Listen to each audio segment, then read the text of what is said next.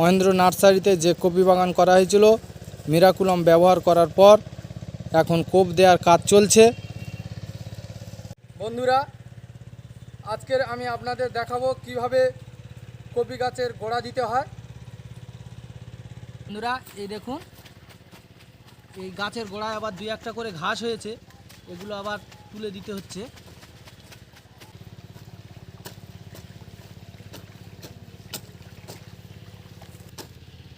বন্ধুরা, আমার এই মহেন্দ্র নার্সারিতে বড় বড় জাতের পেয়ারা গাছ আপনারা পাবেন।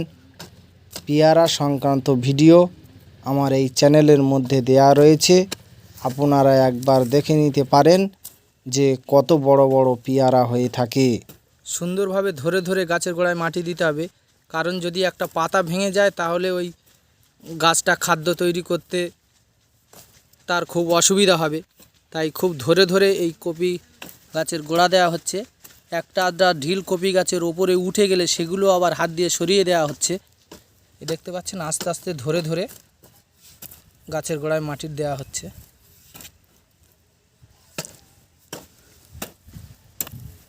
তো বন্ধুরা, এই যে গোড়া দেওয়া হচ্ছে, এর পরবর্তীতে সেচের ব্যবস্থা করা হবে, সেটাও আপনাদেরকে দেখাবো।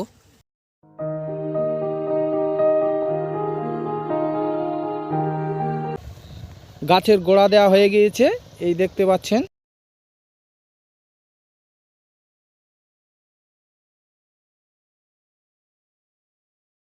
তো বন্ধুরা, এবারে আমি এই কপি বাগানে সেচ দেবো। বন্ধুরা, এইটা হচ্ছে গিয়ে পুকুর। এই পুকুর থেকে এই মোটরের সাহায্যে জল তোলা হচ্ছে, এই চালিয়ে দেওয়া হয়েছে।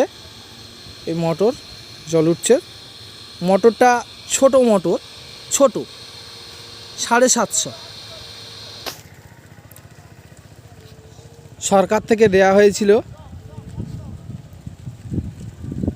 এই স্প্রিংকলার মেশিন, এবং এই যে পাইপটা দেখতে পাচ্ছেন, এটা সমবায় সমিতি থেকে পাওয়া গিয়েছে সেচের জন্য। এই পড়ে রয়েছে, এই দেখুন, এই যে পাইপ, এটা আমরা এখন ব্যবহার করছি। দেখতে থাকুন বন্ধুরা, খুব সুন্দর সিস্টেম। এই ক্লাম্পগুলোর সাহায্যে পাইপগুলো জোড়া হয়, ভালো পদ্ধতি।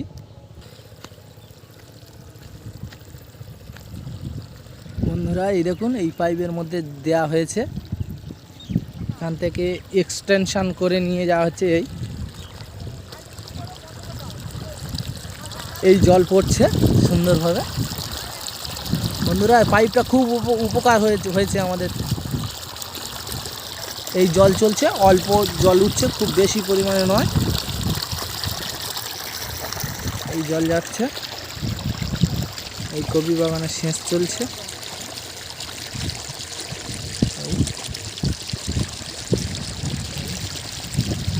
তো বন্ধুরা, অল্প পরিমাণে সেচ দেওয়া হচ্ছে, খুব বেশি জল দেওয়া হচ্ছে না।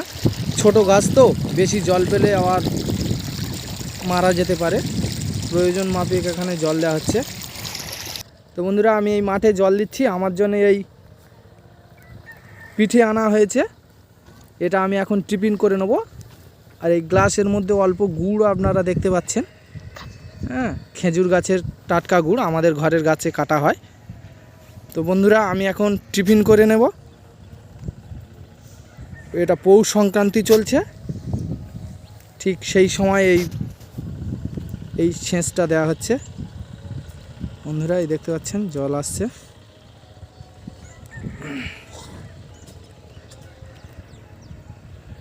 এদিকে এখন বাকি রয়েছে সেচ দিতে, এদিকটা দেয়া হয়ে গিয়েছে।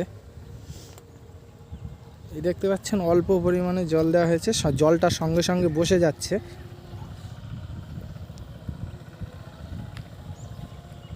দেখুন, ড্রেনের মধ্যে কিন্তু অল্প অল্প জল রয়েছে। আরও এদিকটা দেখাই, সেদিকে জল আর নেই, মানে হালকা করে জলটা বুলিয়ে দেওয়া হচ্ছে, হালকা করে জলটা বুলিয়ে দেওয়া হচ্ছে। গাছের গোড়া দেওয়ার সময় অনেক শিকড় কেটে যেতে পারে, গাছ নড়ে যায়। সেজন্যে গোড়া দেওয়ার পরের দিন যতটা দ্রুত সম্ভব জলটা দেওয়া দরকার। তো বন্ধুরা, আজকের ছিল আমার এই ভিডিও।